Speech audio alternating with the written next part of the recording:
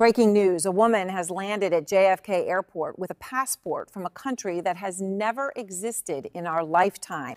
Breaking news, guys. There's a woman here present a passport from a nation called Torenza. And the Torenza nation does not exist in our map. Not only in our map, but in history. There is no nation called Torenza. But this woman described herself as from Torenza nation. And this woman came from Tokyo, Japan. And they wanted to take the flight up to Torenza nation. But people have given their opinions, guys, the reaction about it. Okay, I want to hear from others people, because this is so mysterious, guys. I don't know if this is true or just AI videos generated, but if it's true, how is that possible that we are in this world and we know there's another country called Torenza?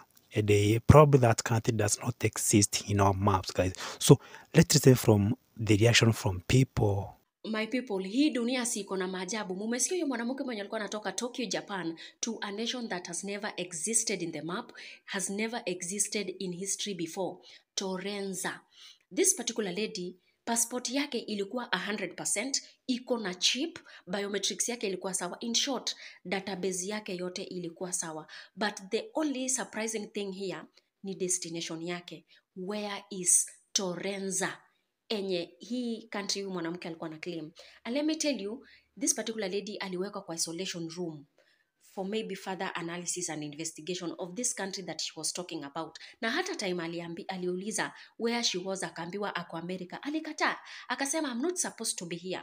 Akawekwa kwa isolation room, and you won't believe, after a few hours this particular lady vanished. Alivanish according to the CCTV cameras. Yani alipotea tu. The question is, where is this nation Torenza that she was talking about? Kwani kuna nation yenye watu hawajui, enye hayuko kwa world map? Na where did he go? Juu alivanish, alipotea tu.